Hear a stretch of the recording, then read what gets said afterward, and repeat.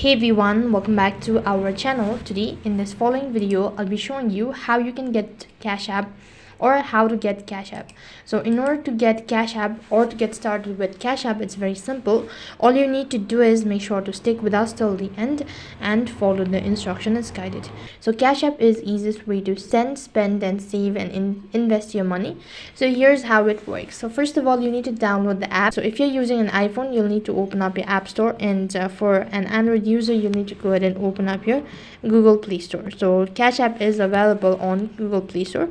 However, the particular application is only available in certain parts of the world. After you open up your Play Store, on the search box, you'll need to type in Cashapp. So after you've done that, you'll be able to find the Cashapp logo right over here. So once you find the Cashapp logo, you'll need to first install the application.